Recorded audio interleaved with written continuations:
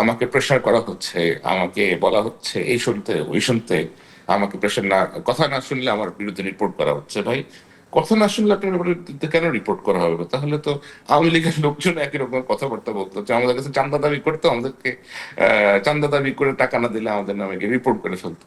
তো যারা এই ধরনের গর্ধবের মতো কথাবার্তা বলে তাদের তো বোঝা উচিত যে আমরা তো we have already established ourselves.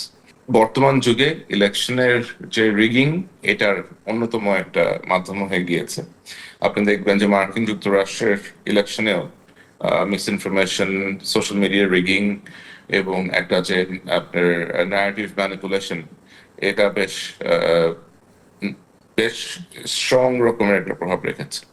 Saying that আমাদের দেশের ক্ষেত্র ইজ ডিফারেন্ট। হ্যাঁ, আমাদের দেশের প্যাটার্ন ডিফারেন্ট, আমাদের দেশের মানুষের মানসিকতা ইজ ভিন্ন। তো সোশ্যাল মিডিয়াতে আপনি অনেক কিছুই বলা সম্ভব, সোশ্যাল মিডিয়াতে এসে অনেক হাতি ঘোড়া মারা পসিবল, কিন্তু আমার মনে হয় দেশের বৃহত্তম যেই পলিটিক্যাল পার্টিটা আছে, তারা তাদের যেই পেশি শক্তি বলেন অথবা মাঠের শক্তি বলেন, আমার মনে হয় তাদের যিনি নেতা আছেন, আপনার জনাব তারেক রহমান, দলটির ভারপ্রাপ্ত চেয়ারম্যান, আমার মনে হয় তিনি বেশ আহ, ভালোভাবেই তার মাঠ পর্যায়ের উপরে একটা দখল রাখতে সম্ভব, লাইক আপনার সাকসেসফুল হয়েছেন আর কি। কারণ আমরা দেখেছি বাংলাদেশে অনেক সময় যখন কোনো পার্টি ইলেকশনের প্রচারণা করতে যায় অথবা মাঠে প্রচারণা করতে যায়, তখন ভয়াবহ রকমের সব সংঘর্ষ হতো বাংলাদেশে এক সময়। আপনি দেখবেন যে এখন বিভিন্ন দলের লোকজন বিভিন্ন জায়গাতে যাচ্ছে আপনার গণসংযোগ করতে, আমরা কিন্তু এমন কোনো কিছু দেখছি না। এর থেকে কিন্তু বোঝা যায় যে বৃহৎ যে দলটি আছে তারা বেশ ভালোভাবেই আপনার পেশেন্স বলেন অথবা তাদের যে রিস্ট্রেন বলেন, তারা অথবা ধৈর্য বলেন অথবা ভালো যে পলিটিক্যাল আচরণ, তারা আমার মনে হয় তারা বেশ ক্ষেত্রেই বেশ কিছু ক্ষেত্রেই এটার পরিচয় দিচ্ছে। হ্যাঁ, কিছু কিছু ক্ষেত্রে তো অবশ্যই বিচ্ছিন্ন ঘটনা হয়তো ঘটছে। এবং সোশ্যাল মিডিয়াতে আগ্রাসী ভূমিকা বিভিন্ন পত্রিকার, এটা আমরা দেখছি। এবং আবারও বিএনপি কে উদ্দেশ্য করে বিএনপির এগেনস্টে যেন একটা বাজে রকমের আপনার ম্যানিপুলেশন, আপনার ওয়েব ইঞ্জিনিয়ারিং করে আপনার একটা বাজে রকমের ন্যারেটিভ দাঁড়া করানো যায়, সেই চেষ্টা আমরা দেখছি। এটা বেশ কয়েক ক্ষেত্রেই হচ্ছে, শুধুমাত্র বিএনপির ক্ষেত্রে না, ওই আপনার এনসিপির ক্ষেত্রেও, এনসিপি নেতাদের ক্ষেত্রেও আমরা আমরা দেখছি যে আপনার এর পাশে থেকে বলা হচ্ছে বস্তা বস্তা টাকা উদ্ধার করা হয়েছে, go inside, you find it's all bogus. তো যারা এই কাজগুলো করছেন, এই কাজগুলো আসলে করা একেবারেই ঠিক হচ্ছে না। আপনারা এই ধরনের সাংবাদিকতা করে বরঞ্চ সুস্থ ধারা সাংবাদিকতা করার চর্চাটা একরকম নষ্ট করে দিচ্ছেন।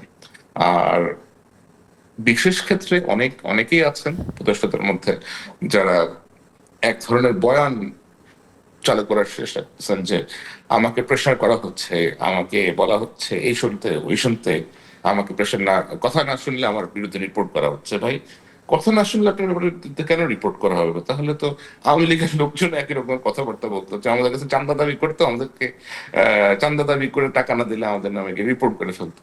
তো যারা এই ধরনের গর্ধবের মতো কথাবার্তা বলে তাদের তো বোঝা উচিত যে আমরা তো we have already established ourselves. ধরেন দেশের প্রাইম মিনিস্টার বলেন, সেনাপ্রধান বলেন, এক মন্ত্রী 700-800 বাড়ি বলেন, আমরা তো এদের সাথে কখনো কম্প্রোমাইজ করি নাই। যদি এদের সাথে কখনো কম্প্রোমাইজ না করে থাকি, then what you have to give to people like me or X Y Z? কি দিতে পারবেন আপনি? What you can offer us? So এই ধরনের ননসেন্সের মতো কথাবার্তা যারা বলেন, আমার মনে হয় তাদের মুখটা দয়া করে একটু জিপার দিয়ে বন্ধ করে রাখা ভালো আর কি। সরকারের কাজ করতে আসছেন, হঠাৎ করে উড়ে এসে জুড়ে বসছেন, কাজটা করেন, যে কাজ যা দায়িত্ব দেওয়া হয়েছে। অন্য মানুষকে ফেভারিটিজম করা অথবা লোকজনকে টেনে নিয়ে এসে 2 লক্ষ 3 লক্ষ টাকা দিয়ে বেতন দিয়ে বসানো, এগুলা করা বন্ধ করেন। যদি মানুষকে দেন, 10টা লোককে ভাগ করে দেন, 10টা লোকের জন্য একটা আয়ের উপায় বের হয়ে যায়। আপনার পছন্দের লোকটাকে নিয়ে আসবেন এখান থেকে, ওখান থেকে এনে 3 লাখ 4 লাখ 5 লাখ টাকা করে বেতন দিয়ে বসাচ্ছেন। এটা করে তো আপনি 10টা লোককে অন্যায় করতেছেন। বহুত লোক সংগ্রাম করেছে এত বছর ধরে, এদেরকে তো you have to give them the fair share, এদেরকেও ইনভলভ করেন, এদেরকেও কাজ করুন দেন। দেশে তো মাত্র 5-6টা লোক, যোগ্য লোক নাই, তাই না? অথবা 10-15টা যোগ্য লোক নাই। তো সবার সাথে একটা ফেয়ার ট্রিটমেন্ট করার চেষ্টা করেন। আর যারা আরেকটা সাংবাদিকতা করার চেষ্টা করছেন, অনেক ক্ষেত্রে আমি দেখছি যে অনেকেই আপনি বিভিন্ন রকমের প্রতিবন্ধকতার সৃষ্টি হচ্ছেন, অনেককেই কল আউট করা হচ্ছে, অনেককে আক্রমণ করা হচ্ছে ওয়েবে। এগুলা আমাদের দেশে একটা, আমি বলবো, কালচার। এই কালচার থেকে আমাদের বের হয়ে আসা উচিত। আর ক্ষমতায় লোকজন গেলে আমার মনে হয় ক্ষমতার একটা ডিফারেন্ট রকমের গরম আছে। এই ক্ষমতার গরমে অনেকে সেদ্ধ হওয়া শুরু করেন, কেউ এটা নিতে পারেন না। আমার মনে হয় এখন যারা আছেন সরকারে, এনাদের বেশিরভাগের ক্ষেত্রেই সেই সমস্যাটা হচ্ছে, তারা অনেকেই এই গরমটা সহ্য করতে পারছেন না। সে কারণেও তাদের আপনার একটু জলদি ইলেকশন আয়োজন করা উচিত। আদারওয়াইজ দেখা যাবে যে এই গরমে তারা কখন সেদ্ধ হয়ে গিয়েছেন, কখন বাষ্প হয়ে গিয়েছেন, একটা চ্যালেঞ্জিং সিচুয়েশন ক্রিয়েট হতে পারে আর কি দেশের মধ্যে। রাইট। আরেকটি প্রসঙ্গ একটু আসতে চাই। আমরা তো এই যে দেখছি যে একে অপরকে গালিগালাজের একটা সংস্কৃতির মধ্যে আমরা চলে এসেছি, এরকম একটা অপসংস্কৃতি এসেছে যেখানে আমরা দেখছি যে অভ্যুত্থানে যারা গুরুত্বপূর্ণ ভূমিকা রেখেছিল তাদেরকেও গালিগালাজ করা হচ্ছে, এরকমও আমরা দেখছি। এবং সেই গালির বাইরে তো আপনিও না, আপনাকেও মানুষজন অনেক রকম কথাই বলে। মূল না, কারণটা এটা কি মনে হয়, কেন এ আমার ধরনের? জন্য ধরেন, আমার জন্য এগুলা কোনো বিষয় না, এগুলো আমার জন্য গা সওয়া হয়ে গিয়েছে। কারণ আমি শেখ হাসিনার সময় থেকে আমরা এগুলো দেখে আসছি। বিভিন্ন ভাবে ট্যাগ দেওয়া, বিভিন্ন ভাবে মিথ্যা কথা ছড়ানো, বিভিন্ন রকমের নোংরা কথা, নোংরা ভাবে মানুষজনকে আক্রমণ করা। আমাকে তো সারাদিন ধরে আমাকে নিয়ে বাজে বাজে কথাবার্তা লিখতে থাকে, কত কিছু লিখেছে। সো এটা তো শেখ হাসিনার সময় দেশের সরকারি বাহিনী করতো, দেশের সরকারি নিরাপত্তা সংস্থা গুলা করতো, গোয়েন্দা সংস্থা গুলা করতো। তো এরা প্রাইভেট লোকজন আর কতটা করতে পারে? একটি স্টেট যখন আমাদেরকে, আমার মত আমাদেরকে টলাতে পারে নাই, অথবা আমাকে কিছু করতে পারে নাই, তাহলে যারা এরকম চেষ্টা করে তাদের একটু বুদ্ধি বিবেচনা করে করা উচিত আর কি, যে এগুলা করে তো কোনো লাভ নাই।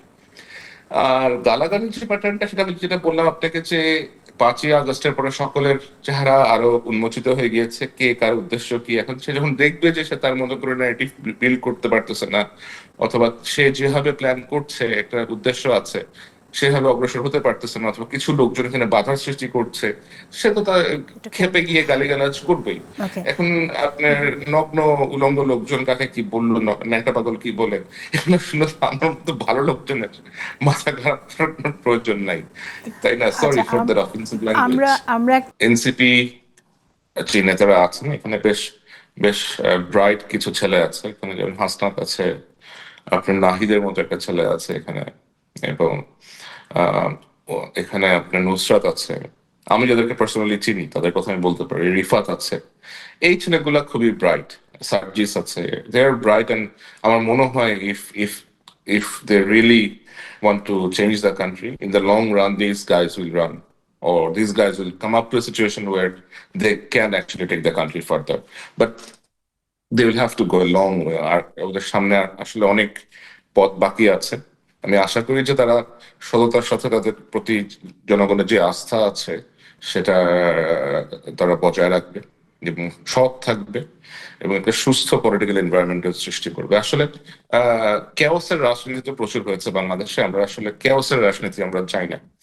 আমরা সাধারণ লোকজনরা এমন পলিটিক্স এক্সপেক্ট করেন যেখানে সকলে মিলে একটা দেশ গড়ার জন্য রাজনীতি করা হবে, নিজের জন্য, নিজের আইডিওলজির জন্য, নিজের চাওয়া পাওয়ার জন্য যেন কেউ রাজনীতিটা না করে। এটাই আমার অ্যাডভাইস থাকবে। জামাত ইসলামী বাংলাদেশ তো যেমন ধরে আমি যিনি আছেন শফিক সাহেব, অত্যন্ত ভদ্র এবং নম্র একজন লোক। তার সাথে বেশ কয়েকদিন আমার কথা বলার সুযোগ হয়েছে ফোনে, ব্যক্তিগত ভাবে।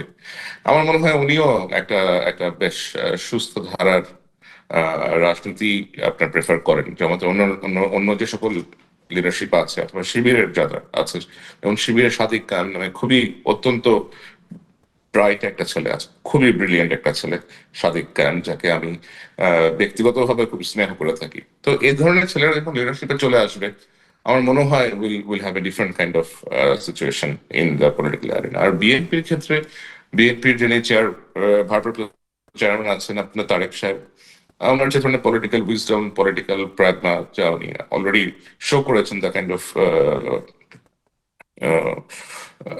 জেস্টার হি হ্যাজ এক্সপ্রেস, অথবা পলিটিক্যাল ওনার যে ধরনের উইল আছে, সেগুলো যদি উনি আসলে রিফ্লেক্ট করতে পারেন, আমার মনে হয় বাংলাদেশ হয়তো আগামীতে সঠিক ডিরেকশনে আগাবে আর কি। আর বিএনপিতে তো অনেকেই আছেন আপনার, just name a few, doctor Mahadi Amin আছেন এখানে, আপনার ওয়াহিদুজ্জামান ভাই আছেন, আমি যাদেরকে পার্সোনালি চিনি আর কি।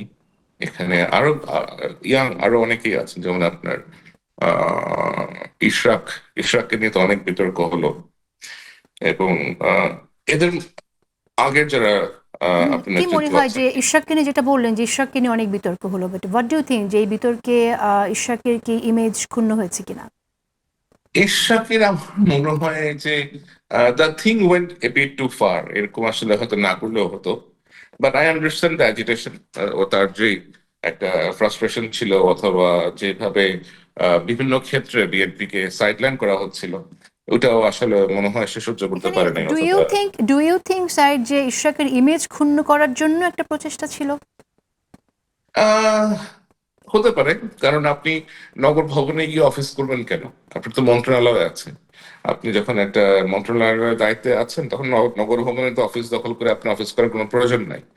এবং এই অনেকেই তো আসলে বিতর্কিত করার চেষ্টা করেছে অনেক ভাবে।